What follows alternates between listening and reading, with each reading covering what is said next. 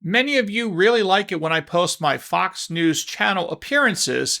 I don't post them all, but sometimes I do just to give you a sense of what I say in the national media. And, feel free to criticize, comment, tell me how I can improve, tell me if you disagree in the comments below. But here's the most recent appearance I did on Fox News just a couple days ago. Let me know what you think. And again, thanks for tuning in to the Four Boxes Diner. For more, let's bring in constitutional attorney Mark Smith for his perspective. Mark, thank you for joining us this afternoon. I want to start where Lucas ended up there with the pardon or the commuting of the sentence of George Santos. The president said he thought Santos was over-sentenced. Do you think he was?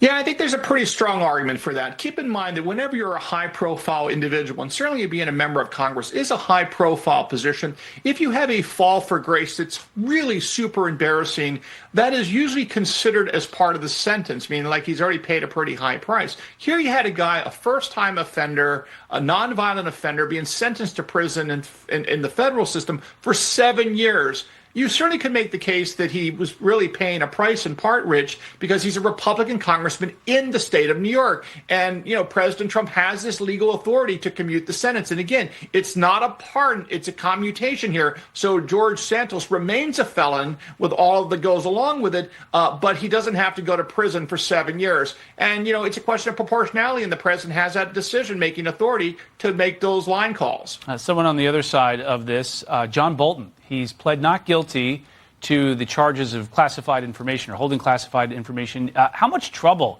is the former national security advisor in? Well, of course, it turns on whether or not the allegations in the indictment are proven true. But if you read the indictment, Rich, it does sort of resonate as true. Basically, if you read through, what he's essentially saying is that John Bolton had all this access to top secret information, classified information, and right from the start was really preparing memos and stuff and showing it allegedly to people that weren't entitled to have this information, all with a view down the road of possibly writing a book or something like that, which of course did occur. And again, although this indictment is not specific to the publication of his book, it does sort of ring true as you read through the indictment. But at the end of the day, it all turns on what is proven in court. And if it is proven in court that John Bolton did some of the things that he is alleged to have done, it's a big deal because remember, John Bolton spent quite a bit of time talking about the dangers and importance of preserving top secret information. And that will likely be played in court. And if it turns out that he did what he said you shouldn't do, that's probably not going to be good for John Bolton when it comes to sentencing, let's say. Here's Bolton's response to all this. He said, quote, "Now I have become the latest target in the weaponizing the Justice Department to charge those he deems to be his enemies with charges that were declined before or distort the facts." Can it be true that this is an example of weaponizing the Justice Department or selective prosecution, but that he also might be guilty? Well, I think the first question is whether or not the Joe Biden administration weaponized the Department of Justice with respect to John Bolton. So, in other words, if the Biden administration knew all the facts that the Trump administration knew, but the Biden administration chose not to indict John Bolton based on these facts, one can make the case that really the Biden DOJ, it's further evidence of their partisanship as to how they administered justice during their 4 years. It's all going to turn on whether a Maryland jury convicts John Bolton, but if he's convicted, well, then the crime was likely committed, assuming the jury charges and all that is follows according to Hoyle. So only time will tell. But yeah, of course, remember the Department of Justice has discretion as to who they pursue and who they don't pursue. And Joe Biden decided not to pursue John Bolton. But again, Donald Trump and his Department of Justice has decided to pursue John Bolton. As to what happens, again, the history of the future is yet to be written, Rich. Mishandling classified information seems to be becoming a rite of passage in politics right now. You've got the Hillary Clinton case. She never faced charges. President Joe Biden, he never faced charges. President Trump did face charges, but his Justice Department dropped those charges. Is there any element of precedence here, or are they simply looking at what John Bolton did in this case?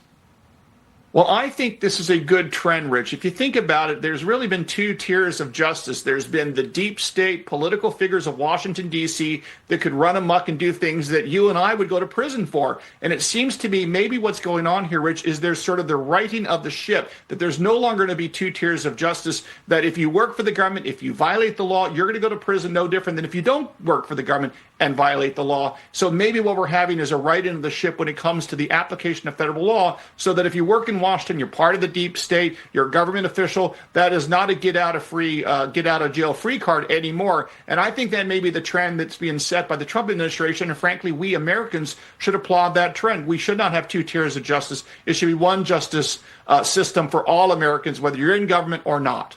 Do you think it's safe to say that the White House should put Democrats and Republicans on notice when it comes to mishandling classified information?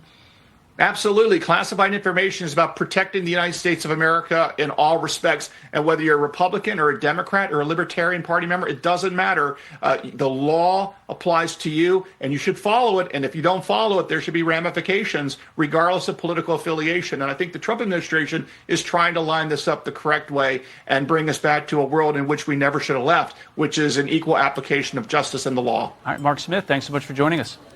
Thanks, Rich. Orders up. Table 2A.